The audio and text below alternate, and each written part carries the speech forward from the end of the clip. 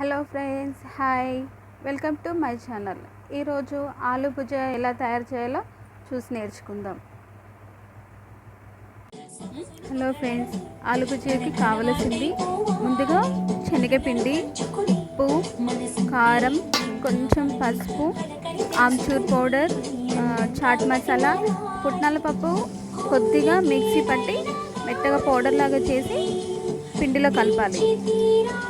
చూడండి, ఎందుకంటే అది కొంచెం క్రిస్పీగా రావడం కోసం, సాఫ్ట్నెస్కి క్రిస్పీ కోసం కలుపుతారు. చూడండి, కొంచెం బియ్యం పిండి, కొద్దిగా బియ్యం పిండి కలిపి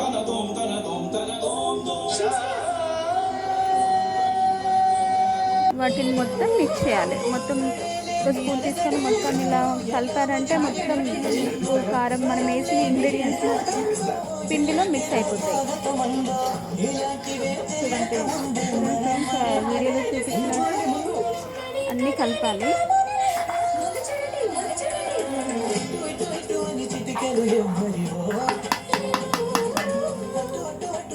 ఇందులో కొద్దిగా ఒక 2 స్పూన్స్ ఆయిల్ మిక్స్ చేసుకోవాలి. యాక్చువల్లీ బటర్ వేస్తారు, బటర్ లేనందువలన మేము ఆయిల్ వేసాము. చూడండి, తర్వాత ఉడికించిన ఆలుగడ్డ మెత్తగా ఉడికించాలి. ఉడికించిన ఆలుగడ్డని తురుమాలి, మనం అలాగే వేయకూడదు.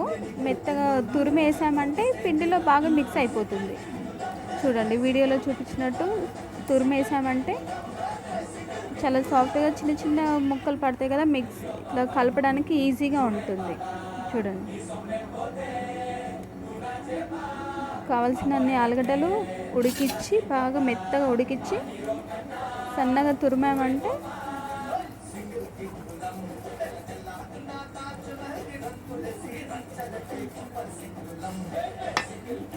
చూడండి ఫ్రెండ్స్, నేను అన్ని అందాజతో వేసాను.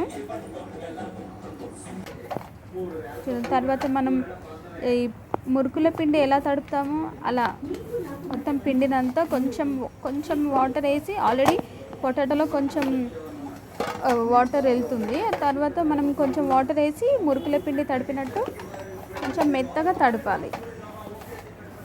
మరీ ఎక్కువ వాటర్ వేయదు, సరిపడ వాటర్ వేసి ఇలా మురుకుల పిండిలో తడపాలి. తర్వాత స్టవ్ మీద ఆయిల్ పెట్టేసి ఆయిల్ హీట్ ఎక్కే వరకు వెయిట్ చేసి, చూడండి ఆయిల్ హీట్ ఎక్కుతుంది స్టవ్ పైన.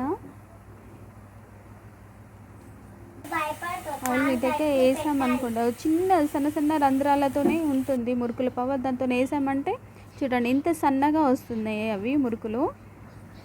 ఇంకా రెడీ ఆలు భుజియా. చూడండి ఎంత క్రిస్పీగా వచ్చాయి. చూడండి, చాలా క్రిస్పీగా సన్నగా.